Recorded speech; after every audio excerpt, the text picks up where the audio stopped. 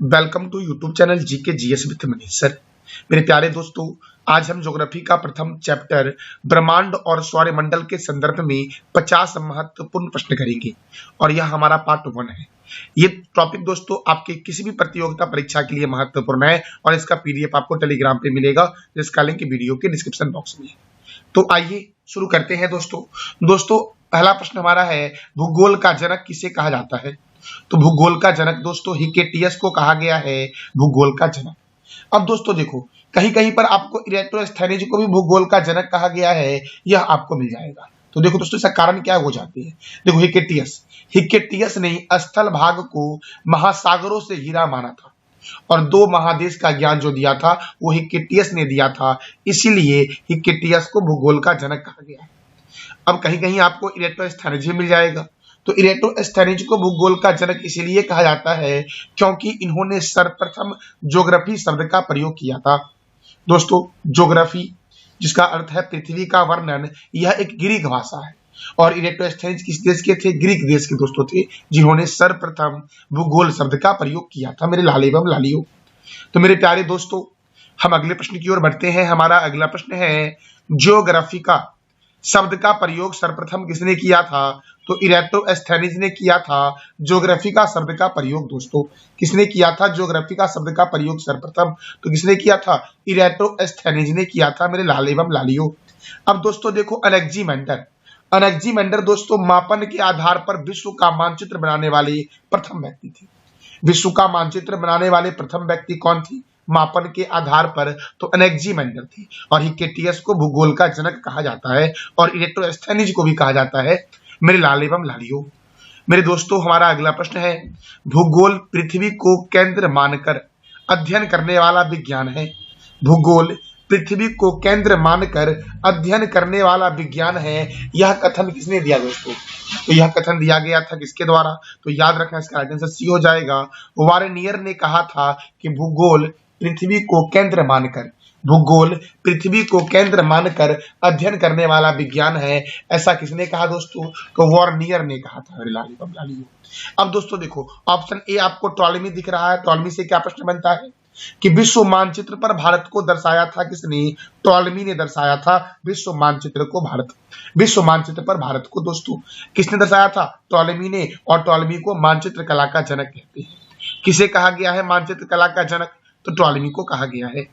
आधुनिक भूगोल के जनक दोस्तों कौन है? तो आधुनिक भूगोल के जनक है अलेक्जेंडर वान हमबोल्ट। इसका राइट आंसर क्या हो जाएगा? ए। आधुनिक भूगोल के जनक कौन है? अलेक्जेंडर वान हमबोल्ट है आधुनिक भूगोल के जनक। दोस्तों, विडाल डिला ब्लॉस दोस्तों मानव भूगोल के जनक जो है ये विडाल डिला ब्लॉस है दोस्तों। पोलिडोनियम दोस्तों कौन है? तो भौतिक भूगोल के जनक जो है ये पोलिडोनियम है। और टॉलेमी के बारे में मैंने तुरंत बताया आपको कि विश्व मानचित्र पर भारत को दर्शाया था टॉलेमी ने। और मानचित्र कला का जनक किसे कहा गया है? तो टॉलेमी को कहा गया है। तो आधुनिक भूगोल के जनक कौन है दोस्तों? अलेक्जेंडर हमबोल्ट है। दोस्तों, आप जरा बता दो कमेंट बॉक्स में, ज्योग्राफी शब्द का प्रयोग सर्वप्रथम किसके द्वारा किया गया था? इसका जवाब देना है कमेंट बॉक्स में आपको। अगला प्रश्न दोस्तों है, मानव भूगोल के जनक कौन है? तो मानव भूगोल के जनक कौन है दोस्तों? विडाल डिला ब्लॉस है मानव भूगोल के जनक। इसका राइट आंसर हो जाएगा बी। अलेक्जेंडर हमबोल्ट दोस्तों कौन है? अलेक्जेंडर वान हमबोल्ट दोस्तों ये आधुनिक भूगोल के जनक हैं। पोलिडोनियम दोस्तों कौन है? तो मैंने तुरंत बताया था आपको अभी कि भौतिक भूगोल के जनक पोलिडोनियम है। और टॉलेमी दोस्तों कौन है? तो विश्व मानचित्र पर भारत को दर्शाया था टॉलेमी ने और टॉलेमी को मानचित्र कला का जनक भी कहा गया है। अगला प्रश्न दोस्तों है हमारा, विश्व मानचित्र पर भारत को किसने दर्शाया था? अभी मैंने तुरंत बोला है आपको कि विश्व मानचित्र पर भारत को किसने दर्शाया है। तो ये पहले आप बताओ कमेंट बॉक्स में दोस्तों। इसका राइट आंसर क्या हो जाएगा? टॉलेमी हो जाएगा कि विश्व मानचित्र पर भारत को दर्शाया था किसने? टॉलेमी ने दर्शाया था। अब अलेक्जेंडर वान हमबोल्ट कौन है दोस्तों? तो आधुनिक भूगोल के जनक है। दोस्तों, विडाल डिला ब्लॉस कौन है? तो दोस्तों मानव भूगोल के जनक है। और पोलिडोनियम कौन है? तो भौतिक भूगोल के जनक है पोलिडोनियम। और टॉलेमी कौन है? तो मानचित्र कला के जनक हैं टॉलेमी। और विश्व मानचित्र पर भारत को दर्शाया किसने? टॉलेमी ने दर्शाया था दोस्तों। अगला प्रश्न है मानचित्र कला के जनक कौन है दोस्तों। मैं अभी कितना बार रिवीजन करवा चुका हूं आपको। मानचित्र कला का जनक किसे कहा गया है, टॉलेमी को कहा गया है। दोस्तों जरा आप बता दो कि आधुनिक भूगोल के जनक कौन है, इसका जवाब आप दो देते दो दोस्तों आप बता दो भौतिक भूगोल के जनक कौन है। इस दोनों प्रश्न का जवाब आप दे दो दोस्तों कमेंट बॉक्स में। हमारा अगला प्रश्न है समताप रेखा के जन्मदाता कौन है। समताप रेखा दोस्तों समान ताप वाले स्थानों को मिलाते हुए खींची जाने वाली रेखा जो है ये समताप रेखा कहलाती है। और समताप रेखा का जन्मदाता किसे माना गया है, अलेक्जेंडर वान हमबोल्ट को। और अलेक्जेंडर वान हमबोल्ट दोस्तों आधुनिक भूगोल के जनक हैं। मेरे लाल एवं लालियों मानव भूगोल के जनक कौन है, तो विडाल डिला ब्लॉस है। दोस्तों भौतिक भूगोल के जनक कौन है, पोलिडोनियम है। और विश्व मानचित्र कला के जनक कौन है, टॉनबी है दोस्तों। और विश्व मानचित्र पर भारत को दर्शाया था किसने, मेरे लाल एवं लालियों, तो टॉलमी ने ही दर्शाया था। दोस्तों हम अगले प्रश्न की ओर बढ़ते हैं। हमारा अगला प्रश्न है विश्व ग्लोब के निर्माता कौन है। विश्व ग्लोब के निर्माता है मार्टिन बैहम। कौन है दोस्तों, मार्टिन बैहम है। दोस्तों जब मैं आपको पहला प्रश्न बताया होगा तो आपको थोड़ा डिफिकल्ट लगा होगा, याद नहीं हो पाया होगा। लेकिन दोस्तों जैसे ही हम 9वें प्रश्न पे हैं तो आप दोस्तों खुद कमेंट बॉक्स में बताओ कि आपको याद हो रहा है या नहीं याद हो रहा है, क्योंकि मैं हर ऑप्शन को दोस्तों वहां से आपको क्वेश्चन बता रहा हूं और हर प्रश्न में आपको उसका रिवीजन करवा रहा हूं मैं। तो दोस्तों अलेक्जेंडर वान हमबोल्ट कौन है, आधुनिक भूगोल के जनक है और समताप रेखा के जन्मदाता है। विडाल डिला ब्लॉस कौन है, मानव भूगोल के जनक है। पॉलिडोनियम दोस्तों कौन है, तो भौतिक भूगोल के जनक हैं मेरे लाल एवं लालियों। और टॉलमी ने विश्व मानचित्र पर भारत को दर्शाया था और मानचित्र कला का जनक किसे कहा गया है, टॉलमी को कहा गया है। विश्व ग्लोब का निर्माता कौन है, मार्टिन बैहम मेरे लाल एवं लालियों। अगला प्रश्न है सौर प्रणाली की खोज किसने की थी। सौर प्रणाली की खोज जो की गई थी ये कॉपरनिकस के द्वारा किया गया था। किसके द्वारा दोस्तों किया गया था सौर प्रणाली की खोज, तो कॉपरनिकस के द्वारा किया गया था। और कॉपरनिकस दोस्तों इनका जन्म हुआ था पोलैंड में। दोस्तों कहाँ जन्म हुआ था, इनका जन्म कहाँ हुआ था, पोलैंड में हुआ था। दोस्तों गैलीलियो ने दूरबीन का आविष्कार किया था। दूरबीन का आविष्कार किसने किया दोस्तों, तो गैलीलियो ने किया था दूरबीन का आविष्कार मेरे लाल एवं लालियों। दोस्तों केपलर ने बताया था कि सूर्य जो दोस्तों है ये ब्रह्मांड के केंद्र में है। और नवीन खगोल शास्त्र के जनक कौन है, तो केपलर है। नवीन खगोल शास्त्र के जनक कौन है दोस्तों, केपलर है। और इलेक्ट्रोस्थैनिक दोस्तों इन्होंने भूगोल शब्द का प्रयोग सर्वप्रथम किया था। दोस्तों कॉपरनिकस का जन्म किस देश में हुआ था, या किस देश के वैज्ञानिक थे, अभी मैंने तुरंत बताया ना, जरा आप बता दो दोस्तों कि यह किस देश के वैज्ञानिक थे। मेरे लाल एवं लालियों हमारा 11वां प्रश्न है सूर्य के चारों ओर घूमने वाला खगोलीय पिंड क्या कहलाता है। सूर्य के चारों ओर घूमने वाला खगोलीय पिंड क्या कहलाता है, तो ग्रह कहलाता है दोस्तों। और दोस्तों ग्रह और सूर्य के चारों ओर घूमने वाला खगोलीय पिंड उपग्रह कहलाता है, याद रखना। तो सूर्य के चारों ओर घूमने वाला खगोलीय पिंड क्या कहलाता है, ग्रह। मेरे दोस्तों आप बता दो सौरमंडल का सबसे बड़ा ग्रह कौन सा है।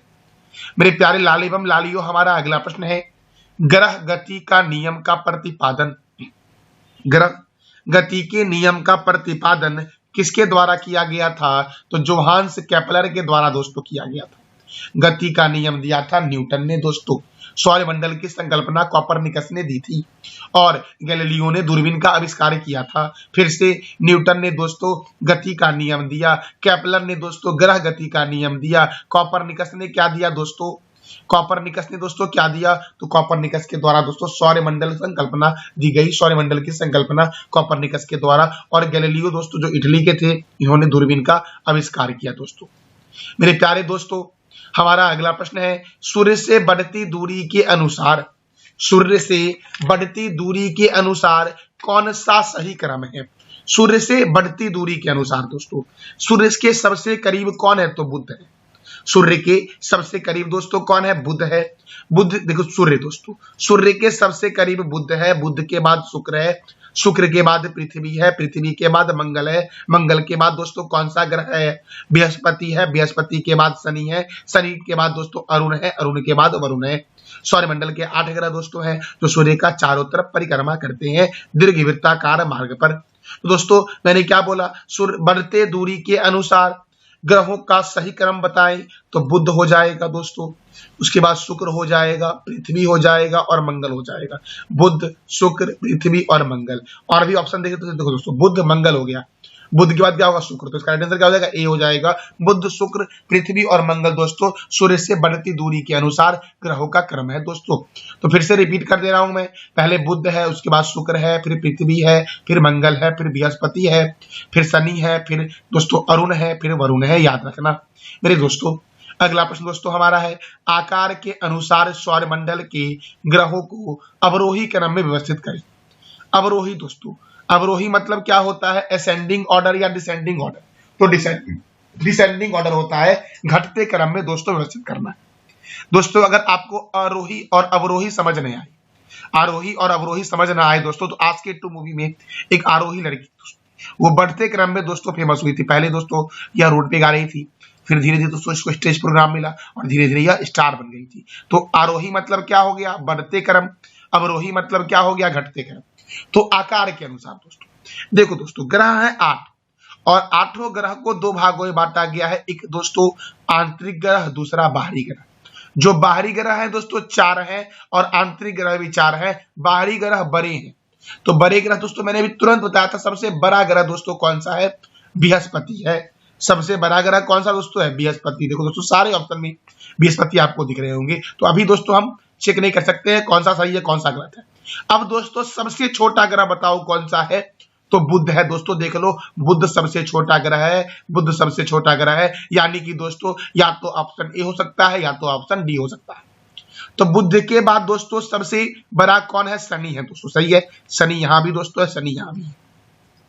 शनि के बाद अरुण है और दोस्तों अरुण के बाद वरुण है। अभी तक दोस्तों ए और डी दोनों सही है। दोस्तों याद रखना, आंतरिक ग्रह में सबसे बड़ा ग्रह जो दोस्तों है वो कौन सा है? तो पृथ्वी है। तो वरुण के बाद दोस्तों क्या होगा? पृथ्वी। ये चारों आंतरिक ग्रह है और ये चारों बाहरी ग्रह है। तो आंतरिक ग्रह कौन कौन से दोस्तों हैं? पृथ्वी, शुक्र, मंगल और बुध। और बाहरी ग्रह कौन कौन से दोस्तों हैं? तो बृहस्पति, शनि, अरुण और वरुण। दोस्तों इसका राइट आंसर क्या हो जाएगा? ए हो जाएगा।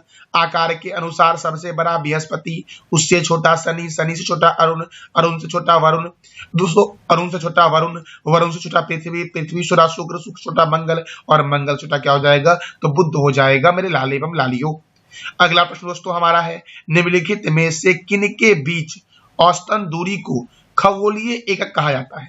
तो याद रखना मेरे लाल एवं लालियों, सूर्य और पृथ्वी के बीच की औसतन दूरी को खगोलीय दूरी कहा जाता है। तो इसका राइट आंसर क्या हो जाएगा? ए, कि पृथ्वी और सूर्य के बीच की दूरी को खगोलीय एकक या खगोलीय दूरी कहते हैं। मेरे दोस्तों अगला प्रश्न हमारा है, एक ग्रह की अपने कक्ष में सूर्य से न्यूनतम दूरी को क्या कहते हैं? दोस्तों जब सूर्य और पृथ्वी के बीच न्यूनतम दूरी रहेगा तो वो क्या कहलाएगा? और जब सूर्य और पृथ्वी के बीच अधिकतम दूरी रहेगा तो क्या कहलाएगा? देखो दोस्तों, अ से अधिक, अ से अधिक तो अ से अपसौर, अ से अधिक तो अ से क्या हो जाएगा मेरे लाल एवं लालियों? तो याद रखना अ से अधिक और अ से अपसौर हो जाएगा और उ से दोस्तों उपसौर हो जाएगा। तो सूर्य से न्यूनतम दूरी किसी भी ग्रह की दोस्तों, एक ग्रह की अपने कक्ष में सूर्य से न्यूनतम दूरी को क्या कहते हैं? उपसौर कहते हैं। और अधिकतम दूरी को क्या कहते हैं? अपसौर कहते हैं। तो इसका राइट आंसर क्या हो जाएगा? ए हो जाएगा मेरे दोस्तों।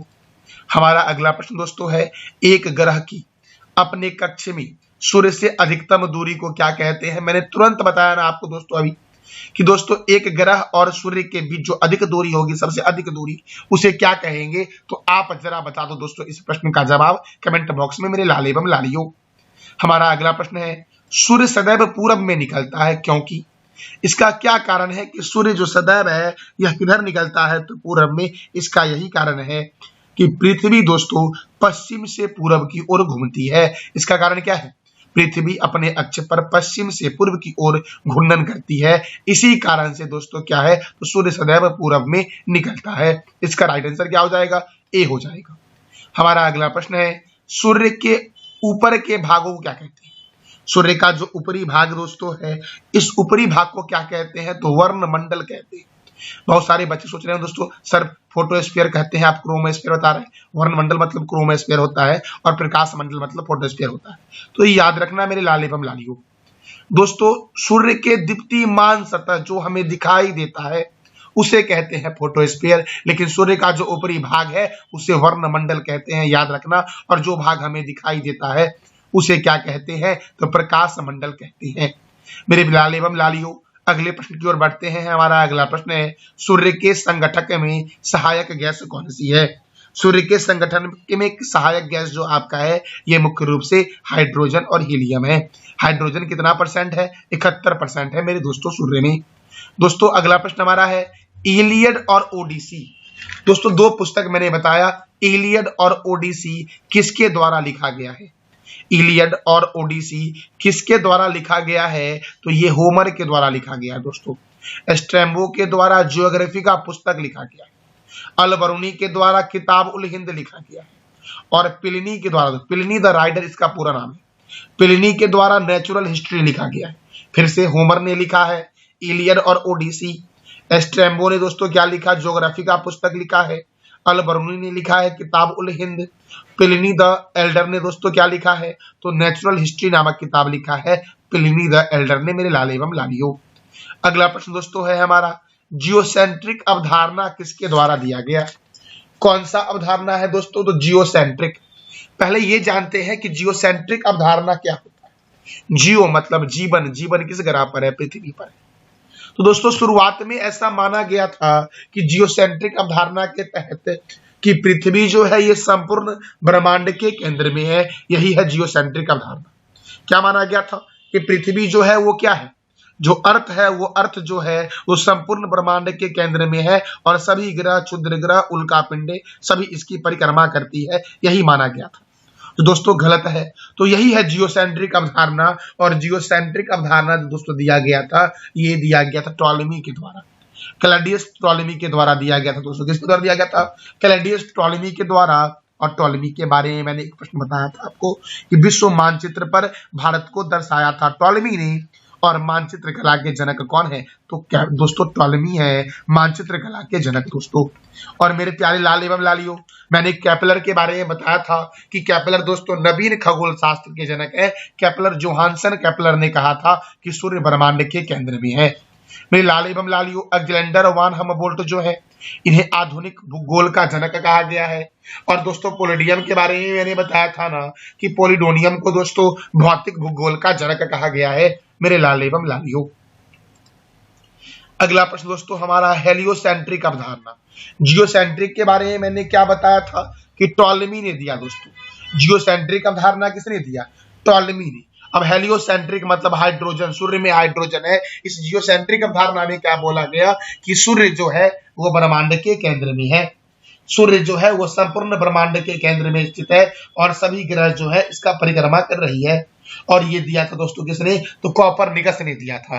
कॉपरनिकस ने क्या दिया था? निकोलस कॉपरनिकस ने दोस्तों हेलियोसेंट्रिक अवधारणा दिया था, जिसमें कहा गया था कि सूर्य जो है वो ब्रह्मांड के केंद्र में स्थित है। इसलिए दोस्तों कॉपरनिकस को आधुनिक खगोल शास्त्र का जनक भी कहा गया है। दोस्तों केपलर के बारे में मैंने क्या बताया? इन्होंने भी कहा था कि सूर्य ब्रह्मांड के केंद्र में है। दोस्तों अलेक्जेंडर हमबोल्ट दोस्तों इनको क्या कहा गया? किसके जनक है? ये आप बताओ दोस्तों कमेंट बॉक्स में। पोलिडियम के बारे में मैंने बताया कि भौतिक भूगोल के जनक कौन है? पोलिडियम है दोस्तों। अगला प्रश्न दोस्तों है गैलीलियो। गैलीलियो के द्वारा दूरबीन का आविष्कार किया गया था कब? तो गैलीलियो के द्वारा दोस्तों, गैलीलियो इटली के थे जिन्होंने दूरबीन का आविष्कार किया था 1610 में दोस्तों। और जैसे ही इन्होंने दूरबीन का आविष्कार किया, ब्रह्मांड के अध्ययन में एक नया परिवर्तन आया, एक नया दौर आया दोस्तों। गैलीलियो के द्वारा ही दूरबीन का आविष्कार किया गया था। कब किया गया था? 1610 में किया गया था। अगला दोस्तों प्रश्न हमारा है, ब्रह्मांड की उत्पत्ति के संदर्भ में बिग बैंग सिद्धांत किसने दिया? तो जॉर्ज लेमेंत्री ने दिया था बिग बैंग सिद्धांत दोस्तों। किसने दिया था बिग बैंग सिद्धांत? जॉर्ज लेमेंत्री ने दिया था बिग बैंग सिद्धांत दोस्तों, याद रखना। और बिग बैंग सिद्धांत की पुष्टि जो की गई थी वो रॉबर्ट वैगनर के द्वारा किया गया था। किसके द्वारा किया गया था? रॉबर्ट वैगनर के द्वारा दोस्तों। और दोस्तों याद रखना मेरे दोस्तों, डॉक्टर एलन सेंडेजान ने ब्रह्मांड की उत्पत्ति के संदर्भ में दोलन सिद्धांत दिया था। और दोस्तों एक और नाम मैंने बोला थॉमस गोल्ड दोस्तों। थॉमस गोल्ड ने दोस्तों क्या दिया था? तो इन्होंने स्थिर अवस्था परिकल्पना दिया था थॉमस गोल्ड ने ब्रह्मांड की उत्पत्ति के संदर्भ में।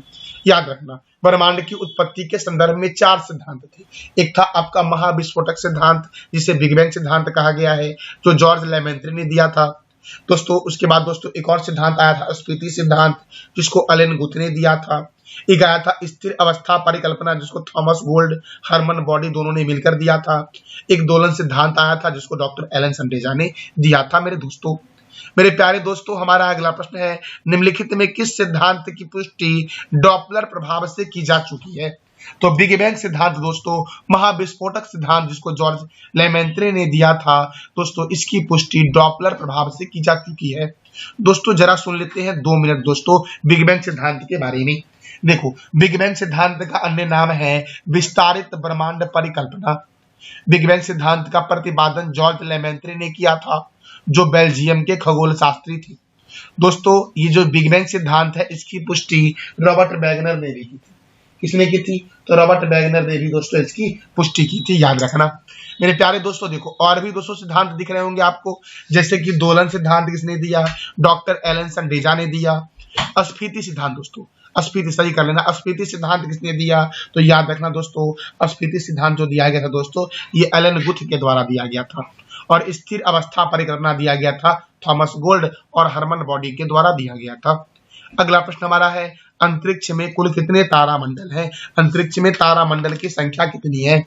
तो अंतरिक्ष में तारामंडल की संख्या दोस्तों कितनी है? 88 है अंतरिक्ष में तारामंडल की संख्या। 27 का राइट आंसर क्या हो जाएगा? तो याद रखना ए हो जाएगा। 88 है अंतरिक्ष में कुल तारामंडल की संख्या दोस्तों। और ये बात दोस्तों IAU ने बताया, इंटरनेशनल एस्ट्रोनॉमिकल यूनिट के द्वारा दोस्तों यह बताया गया है कि अंतरिक्ष में कुल तारामंडल कितने हैं? 88 हैं। अगला प्रश्न है बिग बैंग सिद्धांत की घटना लगभग कितने अरब वर्ष पूर्व हुई थी? दोस्तों बिग बैंग सिद्धांत की घटना जो हुई थी मेरे लाल एवं लालियों, ये कितने वर्ष पूर्व हुई थी? तो 13.7 अरब वर्ष पूर्व हुई थी, याद रखना। 13.7 अरब वर्ष पूर्व सही कर लेना दोस्तों, ऑप्शन डी का सही कर लेना। 13.7 अरब वर्ष पूर्व हुई थी बिग बैंग सिद्धांत की घटना। तो देखो दोस्तों, 13.7 अरब वर्ष पूर्व भारी पदार्थों से निर्मित एक गोलाकार पिंड था, जिसका आयतन अत्यधिक सूक्ष्म और ताप तथा घनत्व तो अनंत था, जिसके अंदर विस्फोट हुआ और ब्रह्मांड की उत्पत्ति हुई। तो बिग बैंग सिद्धांत की घटना आज से लगभग कितने अरब वर्ष पूर्व हुई? 13.7 अरब वर्ष पूर्व दोस्तों बिग बैंग सिद्धांत की घटना हुई थी, याद रखना मेरे लाल एवं लालियों। मेरे प्यारे दोस्तों, हमारा अगला प्रश्न है गॉड पार्टिकल की अवधारणा। कौन सी अवधारणा दोस्तों? गॉड पार्टिकल की अवधारणा किस देश के वैज्ञानिक हिंगस ने दी थी? दोस्तों गॉड पार्टिकल की अवधारणा जो दी गई थी वो हिंगस वैज्ञानिक के द्वारा दिया गया था, ये ब्रिटेन के थे। सबसे पहले ये जानेंगे कि गॉड पार्टिकल क्या है। तो दोस्तों देखो, गॉड पार्टिकल का उद्देश्य था ब्रह्मांड के बारे में और अधिक जानकारी को इकट्ठा करना, अर्थात ब्रह्मांड के अध्ययन के संदर्भ में जानकारी को इकट्ठी करना गॉड पार्टिकल का उद्देश्य था, जो ब्रिटेन के वैज्ञानिक हिंगस ने दिया था। और दोस्तों ये कब दिया गया था? तो 1964 में दिया गया था, याद रखना। गॉड पार्टिकल की अवधारणा कब दी गई थी? 1964 में दी गई थी दोस्तों। और ये जो गॉड पार्टिकल की अवधारणा है वो भारतीय वैज्ञानिक सत्येंद्रनाथ बोस के बोसन थ्योरी पे आधारित है। गॉड पार्टिकल की अवधारणा किस भारतीय वैज्ञानिक के बोसन थ्योरी पे आधारित है? तो सत्येंद्रनाथ बोस के बोसन थ्योरी पे आधारित है। दोस्तों ब्रह्मांड का अध्ययन क्या कहलाता है? जरा ये आप बता दो कमेंट बॉक्स में दोस्तों कि ब्रह्मांड का अध्ययन क्या कहलाता है। हमारा दोस्तों अगला प्रश्न है असंख्यक संख्या के तारों के समूह को क्या कहते हैं? असंख्यक तारों का समूह क्या कहलाता है? तो असंख्यक तारों का समूह कहलाता है आकाशगंगा। दोस्तों असंख्यक तारों का समूह क्या कहलाता है? आकाशगंगा कहलाता है। असंख्यक तारों का समूह क्या कहलाता है? तो आकाशगंगा कहलाता है असंख्यक तारों का समूह। हमारा अगला प्रश्न है हमारी आकाशगंगा जो है वो मिल्की वे है। ये दोस्तों मिल्की वे हमारी आकाशगंगा है, इसको दुग्ध मेखला भी कहा गया है। इसकी आकृति है सर्पिलाकार। जो हमारी मिल्की वे, इसका नाम क्या है? दुग्ध मेखला दोस्तों, या मिल्की वे। हमारी आकाशगंगा का नाम क्या है? मिल्की वे या दुग्ध मेखला, जिसको सबसे पहले गैलीलियो ने देखा था। और ये जो हमारी मिल्की वे है आकाश दोस्तों, हमारी जो आकाशगंगा मिल्की वे है, इसको सबसे पहले किसने देखा? गैलीलियो ने। और ये मिल्की वे की आकृति कैसी है? स्पाइरल, सर्पिलाकार है। और मिल्की वे की सबसे नजदीक की मंदाकिनी जो है उसका नाम क्या है? तो देवयानी है। देवयानी को एंड्रोमेडा कहते हैं। देवयानी है दोस्तों। कौन है? देवयानी। अब दोस्तों देखो ड्वार्फ मंदाकिनी। दोस्तों ड्वार्फ मंदाकिनी जो है ये नवीनतम ज्ञात मंदाकिनी जो है ये ड्वार्फ मंदाकिनी है। मंदाकिनी को ही आकाशगंगा भी कहते हैं। दोस्तों मेरे लाल एवं लालियों, ओरियन नेबुला, हमारी आकाशगंगा अर्थात मिल्की वे का सबसे शीतल और चमकीला तारा जो है ये ओरियन नेबुला है दोस्तों। और साइरस दोस्तों, साइरस को बोलते हैं साइरस या डॉग स्टार दोस्तों। साइरस या डॉग स्टार जो है ये रात्रि के समय दिखाई देने वाला सबसे चमकीला तारा है दोस्तों। एक प्रश्न का जवाब आप दे दो कमेंट बॉक्स में। नवीनतम ज्ञात मंदाकिनी जो है वो कौन सी है, इसका जवाब आप दे दो कमेंट बॉक्स में दोस्तों। हमारा अगला प्रश्न है नवीनतम ज्ञात मंदाकिनी कौन सी है, तो नवीनतम ज्ञात मंदाकिनी है ड्वार्फ मंदाकिनी दोस्तों, नवीनतम ज्ञात मंदाकिनी है दोस्तों। हमारी आकाशगंगा जो दुग्ध मेखला है या मिल्की वे है, इसकी सबसे नजदीक की मंदाकिनी कौन सी है, देवयानी है या एंड्रोमेडा है दोस्तों। ओरियन नेबुला जो है वो हमारी आकाशगंगा अर्थात मिल्की वे का सबसे शीतल और चमकीला तारा है। और साइरस दोस्तों रात्रि के समय दिखाई देने वाला सबसे चमकीला तारा जो है ये साइरस है। अगला प्रश्न है हमारी आकाशगंगा अर्थात मिल्की वे का सबसे शीतल और चमकीला तारा कौन सा है। हमारी आकाशगंगा अर्थात मिल्की वे या दुग्ध मेखला जिसकी आकृति कैसी है, स्पाइरल है। और इसको सबसे पहले किसने देखा था, गैलीलियो ने। गैलीलियो किस देश के थे ये आप बताओ कमेंट बॉक्स में। तो दोस्तों हमारी आकाशगंगा अर्थात मिल्की वे का सबसे शीतल और चमकीला तारा कौन सा है, तो दोस्तों याद रखना जो हमारी आकाशगंगा है उसका नाम क्या है, मिल्की वे। और इसका सबसे शीतल और चमकीला तारा जो है उसका नाम है ओरियन नेबुला दोस्तों। मैंने तुरंत बताया आपको डॉग स्टार के बारे में। डॉग स्टार को साइरस भी कहा जाता है जो रात्रि के समय दिखाई देने वाला सबसे चमकीला तारा है। और ये दोस्तों ड्वार्फ मंदाकिनी दोस्तों जो है ये ड्वार्फ मंदाकिनी अभी तक का सबसे नया ज्ञात मंदाकिनी जो है ये ड्वार्फ मंदाकिनी है दोस्तों।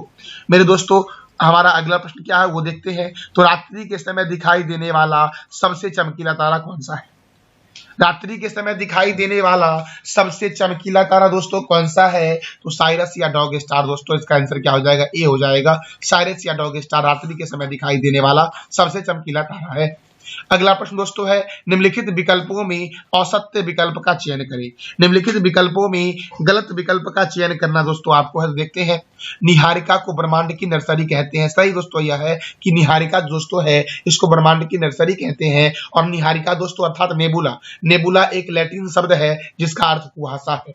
और निहारिका में ही तारों का जन्म होता है, निहारिका को इसलिए ब्रह्मांड की नर्सरी कहते हैं दोस्तों। निहारिका में तारों का जन्म होता है, मैंने तुरंत क्लियर कर लिया। निहारिका में न्यूट्रॉन तारे का जन्म हुआ है दोस्तों। निहारिका में न्यूट्रॉन तारा और ब्लैक होल नहीं बनता है, याद रखना। तो सी दोस्तों गलत है दोस्तों। देखो निहारिका में न्यूट्रॉन तारा और ब्लैक होल का जन्म नहीं हुआ है दोस्तों। दोस्तों ये भी सही आपका, मैंने तुरंत बोल दिया कि निहारिका में न्यूट्रॉन तारा और ब्लैक होल का जन्म नहीं होता है। तो इसका आंसर क्या हो जाएगा, सी हो जाएगा दोस्तों। और हम निहारिका को क्या बोलते हैं, ब्रह्मांड की नर्सरी बोलते हैं। अगला प्रश्न दोस्तों है तारे का रंग सूचक होता है किसका, तो तारे का रंग दोस्तों उसके ताप का सूचक होता है। किसका सूचक होता है, उसके ताप का। दोस्तों याद रखना तारे जो तारा नीला और सफेद होगा वो युवा तारा होगा, जो नारंगी होगा वो पौड तारा होगा, और जो लाल तारा होगा वो वृद्ध तारा दोस्तों होगा, लाल तारा। दोस्तों अगला प्रश्न हमारा है सुपरनोवा विस्फोट से बचे हुए केंद्रीय भाग। सुपरनोवा विस्फोट से बचे हुए केंद्रीय भाग दोस्तों, सुपरनोवा विस्फोट से बचे हुए केंद्रीय भाग जिसका घनत्व अत्यधिक होता है, ये किस तारे का निर्माण करते हैं। सुपरनोवा विस्फोट से बचे हुए केंद्रीय भाग जिसका घनत्व जिसका डेंसिटी अधिक होता है, यह किस तारे का निर्माण करते हैं, तो न्यूट्रॉन तारे का निर्माण करते हैं। जरा सा दोस्तों न्यूट्रॉन तारे के बारे में जान लेते हैं। न्यूट्रॉन तारे का अन्य नाम है पल्सर तारा। न्यूट्रॉन तारे का निर्माण होता है सुपरनोवा विस्फोट से बचे हुए केंद्रीय भाग से जिसका घनत्व क्या होता है, अधिक होता है। और जो न्यूट्रॉन तारा होता है ये रेडियो तरंग उत्सर्जित करता है, और अत्यधिक गति में चक्कर लगाने वाले तारे को न्यूट्रॉन तारा कहते हैं, इसीलिए इसको बोला गया है पल्सर तारा भी दोस्तों बोला गया है। दोस्तों इसका आंसर क्या हो जाएगा, बी हो जाएगा मेरे लाले बबलालियों। अगला प्रश्न दोस्तों है निम्नलिखित कथनों पर विचार करें और सत्य कथन का चयन करें। निम्नलिखित कथनों पर विचार करें और सत्य कथन का चयन करें। पहला आपका है ब्लैक होल में गुरुत्वाकर्षण बल अत्यधिक होता है। दोस्तों ब्लैक होल को बोला गया कृष्ण विवर या श्याम विवर। ब्लैक होल में गुरुत्वाकर्षण बल इतना अत्यधिक होता है कि वहां से न ही किसी वस्तु का पलायन हो सकता है और न ही प्रकाश का परावर्तन हो सकता है। मेरे दोस्तों देखो ये सही हो गया दोस्तों, हमारा ए सही है। दूसरा देखते हैं क्या है दोस्तों, ब्लैक होल में प्रकाश का परावर्तन या किसी वस्तु का पलायन नहीं हो सकता। ये भी तो सही है, मैंने तुरंत बोला आपको। ब्लैक होल का निर्माण जब न्यूट्रॉन तारे का निर्माण एक ही स्थान पर केंद्रित हो जाए या उसकी मृत्यु हो जाए तो होती है। ये भी दोस्तों सही है। देखो दोस्तों, न्यूट्रॉन तारा दोस्तों, जब दोस्तों न्यूट्रॉन तारे का द्रव्यमान एक ही स्थान पर केंद्रित हो जाती है या इसकी मृत्यु हो जाती है तो क्या बनता है? ब्लैक होल बनता है। तो इसका आंसर हो जाएगा डी। उपयुक्त सभी विकल्प सत्य हैं दोस्तों, तो अर्थ इसका आंसर क्या हो जाएगा? डी हो जाएगा। अगला प्रश्न दोस्तों है, सौरमंडल के जनक के रूप में जानते हैं किसी? सौरमंडल का जनक दोस्तों किसे कहा गया है? तो निहारिका को कहा गया है सौरमंडल का जनक। सौरमंडल का जनक किसे कहा गया है? निहारिका को दोस्तों कहा गया है सौरमंडल का जनक। किसे कहा गया सौरमंडल का जनक? तो निहारिका को। दोस्तों, हमारी जो आकाश गंगा है उसका नाम क्या है? ये आप बताओ कमेंट बॉक्स में। अगला प्रश्न है, सौरमंडल का निर्माण बिग बैंग सिद्धांत के कितने अरब वर्ष बाद हुआ है? सौरमंडल का निर्माण जो हुआ दोस्तों है, यह बिग बैंग सिद्धांत के कितने अरब वर्ष बाद हुआ है? तो याद रखना, सौरमंडल का जो दोस्तों निर्माण हुआ है वो बिग बैंग सिद्धांत के 10.5 अरब वर्ष बाद हुआ है। तो इसका आंसर हो जाएगा ए। और अगर मैं पूछूं कि आज से कितना वर्ष पूर्व सौरमंडल का निर्माण हुआ है, तो लगभग 4.5 अरब वर्ष पूर्व दोस्तों सौरमंडल का निर्माण हुआ था। और बिग बैंग सिद्धांत के कितना अरब वर्ष बाद? तो 10.5 अरब वर्ष बाद हुआ है। दोस्तों, हमारा 41वां प्रश्न है, सूर्य का प्रकाश पृथ्वी पर आने में कितना समय लगता है? तो सूर्य का प्रकाश पृथ्वी पे आने में 8 मिनट 16.6 सेकंड लगता है। सूर्य का प्रकाश पृथ्वी पे आने में। अगला प्रश्न दोस्तों है, सूर्य की वर्तमान आयु कितनी है? तो सूर्य की वर्तमान आयु लगभग दोस्तों 4.7 अरब वर्ष है। कहीं कहीं आपको 4.6 अरब वर्ष भी दिख जाएगा। तो सूर्य की वर्तमान आयु कितनी है? 4.7 अरब वर्ष जो दोस्तों है ये सूर्य की क्या है? तो वर्तमान आयु है मेरे लाल एवं लालियों। देखो दोस्तों, सूर्य जो है सौरमंडल के केंद्र में है। सूर्य का प्रकाश पृथ्वी तक आने में 8 मिनट 16.6 सेकंड लगता है। सूर्य अपने अक्ष पर घूमता है पूर्व से पश्चिम की ओर। दोस्तों, मेरे प्यारे दोस्तों, सूर्य की वर्तमान आयु 4.7 अरब वर्ष है और सूर्य का व्यास जो है वो 13.9 लाख किलोमीटर जो है ये सूर्य का व्यास है। सूर्य में हाइड्रोजन होता है 71%। सूर्य में हाइड्रोजन दोस्तों कितना है? तो 71% सूर्य में हाइड्रोजन है, याद रखना कितना है? 71%। सूर्य में हीलियम कितना है? 26.5%। क्या दोस्तों? 26.5% दोस्तों जो आपका है ये सूर्य में क्या है? तो हीलियम है। और अन्य तत्व जो दोस्तों है ये 2.5% है। अन्य तत्व याद रखना मेरे लाल एवं लालियों। दोस्तों, हम अगले प्रश्न की ओर बढ़ते हैं। हमारा अगला प्रश्न है, सूर्य में हाइड्रोजन कितना परसेंट है? 71% है। मैंने तुरंत बोला दोस्तों कि सूर्य में हाइड्रोजन कितना परसेंट है? 71% है। और सूर्य द्वारा ऊर्जा देते रहने का समय है 10 पे पावर 11 प्रकाश वर्ष। क्या है दोस्तों? सूर्य द्वारा ऊर्जा देते रहने का समय क्या है? तो 10 पे पावर 11 प्रकाश वर्ष है। अगला प्रश्न दोस्तों है, सौर कलंक की खोज किसने के द्वारा की गई थी? सौर कलंक की खोज दोस्तों किसके द्वारा किया गया था? सौर कलंक की खोज तो याद रखना गैलीलियो के द्वारा किया गया था। और गैलीलियो ने ही दोस्तों किसका आविष्कार किया था? तो दोस्तों ये दूरबीन का आविष्कार किया गया था। कब किया गया था ये आप बताओ। और गैलीलियो कहाँ के थे ये भी आप बताओ दोस्तों कमेंट बॉक्स में। मेरे लाल एवं लालियों, तो गैलीलियो ने सौर कलंक की खोज की थी। सौर कलंक की खोज किसने की थी? गैलीलियो ने की थी। सौर कलंक में जो काले रंग का धब्बा होता है उसे अम्बरा कहते हैं और हरे रंग का जो धब्बा होता है उसे पेनुम्बरा कहते हैं। सौर्य के धब्बे का जो तापमान होता है वो 1500 डिग्री सेल्सियस होता है। सूर्य के धब्बे का तापमान कितना होता है मेरे लाल एवं लालियों? तो 1500 डिग्री सेल्सियस होता है। आगे बढ़ते हैं। हमारा अगला प्रश्न है, सूर्य के धब्बे का तापमान कितना होता है? तो 1500 डिग्री सेल्सियस होता है। मैंने तुरंत आपको बताया कि सूर्य के धब्बे का तापमान जो होता है वो 1500 डिग्री सेल्सियस होता है। और जो सौर कलंक दोस्तों है खोज किसने की थी? गैलीलियो ने की थी। इसके काले धब्बे को अम्बरा कहते हैं और हरे रंग के धब्बे को क्या कहते हैं? तो पेनुम्बरा कहते हैं। अगला प्रश्न दोस्तों है, सूर्य के किस रंग के क्षेत्र को अम्बरा कहते हैं? तो सूर्य के काले रंग के क्षेत्र को क्या कहा गया है? अम्बरा। और हरे रंग के क्षेत्र को क्या कहा गया है? पेनुम्बरा कहा गया है, याद रखना दोस्तों। मेरे दोस्तों, हमारा अगला प्रश्न है, सूर्य ग्रहण के समय दिखाई देने वाले क्षेत्र को क्या कहते हैं? तो सूर्य ग्रहण के समय दिखाई देने वाले क्षेत्र को कोरोना कहते हैं। क्या कहते हैं? कोरोना, अर्थात सूर्य किरीट कहते हैं। क्या कहते हैं? सूर्य किरीट, याद रखना। सूर्य ग्रहण के समय दिखाई देने वाले हिस्सा को क्या कहते हैं? कोरोना कहते हैं या सूर्य किरीट कहते हैं। सूर्य ग्रहण दोस्तों जब होता है तो वो सूर्य किरीट जो दोस्तों आपका है वो क्या करता है? उत्सर्जित, तो एक्स किरण करता है उत्सर्जित दोस्तों। और इसका अन्य नाम क्या है? सूर्य किरीट का अन्य नाम क्या है? तो सूर्य का मुकुट दोस्तों। क्या नाम है? सूर्य का मुकुट। सूर्य के केंद्रीय भाग को करोड़ कहते हैं या कोरोड कहते हैं? क्या कहते हैं, क्रोड या कोर कहते हैं सूर्य के केंद्रीय भाग को। अगला प्रश्न दोस्तों हमारा है, सूर्य की ऊर्जा का मुख्य स्रोत क्या है, तो नाभिकीय संलयन है सूर्य की ऊर्जा का मुख्य स्रोत। सूर्य की ऊर्जा का मुख्य स्रोत क्या है, नाभिकीय संलयन है दोस्तों, और नाभिकीय संलयन की घटना सूर्य के क्रोड में होता है, केंद्रीय भाग में होता है। सूर्य के केंद्र का तापमान कितना है, तो याद रखना 15 मिलियन डिग्री सेल्सियस। कितना दोस्तों, 15 मिलियन डिग्री सेल्सियस दोस्तों है सूर्य के केंद्र का तापमान। 1.5 इंटू 10⁻7 डिग्री सेल्सियस दोस्तों ये सूर्य के केंद्र का तापमान है, अर्थात 15 मिलियन डिग्री सेल्सियस सूर्य के केंद्र का तापमान है। और दोस्तों मैंने भी तुरंत बताया था कि सूर्य के धब्बे का तापमान कितना है, ये आप बताओ कमेंट बॉक्स में मेरे लाल एवं लालियों।